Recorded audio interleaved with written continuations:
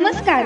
महाराष्ट्रातील विविध क्षेत्रातील बातम्या झटपट आपल्या मोबाईलवर पाहण्यासाठी लगेचच सबस्क्राइब करा राष्ट्रशक्ती लाईव्ह न्यूज आणि सोबत बेल आयकॉन प्रेस करायला विसरू नका. हवामान अभ्यासक मी आहे आरकाश या ठिकाणी. आजपासून सर्व शेतकऱ्यांना सांगतो, शेतकऱ्यांना आणखीन दिनांक 12 एप्रिल 13 एप्रिल 14 एप्रिल दरम्यान तुम्ही तुमची काळजी घ्या. विजेच्या कडकडासह पाऊस पडणार आहे, गारपीट होणार आहे, म्हणून हा अंदाज लक्षात घ्या. आणि विशेष म्हणजे परभणी जिल्ह्यामध्ये 18 एप्रिलपर्यंत वातावरण खराबच राहणार आहे, म्हणून हे अंदाज लक्षात घ्यायचा. योगायोगानं आज मी काय झालं, पालवून कारखान्याची इथे जात असताना इतका वादळी वाऱ्याचा पाऊस चालू झालेला आहे. या ठिकाणी थोडी गारपीट देखील आली होती, म्हणून हे देखील सांगत होतं.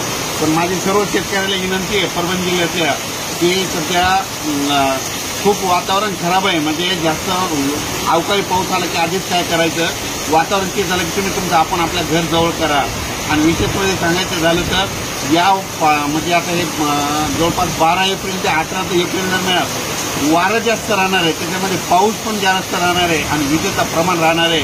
सर्व दूर पडत नसतो, पण फक्त काही भागात पडणार आहे, म्हणून हा सर्व शेतकऱ्यांनी अंदाज लक्षात घ्या. या ठिकाणी आता या कारखान्याच्या या ठिकाणी लाईव्ह या ठिकाणी आता मी पावसातच भिजलो. मी प्रचाराला फिरत असताना म्हणजे कारखान्यात ह्या पूर्ण या एरियात फिरत असताना या ठिकाणी खूप पाऊस सुरू झाला.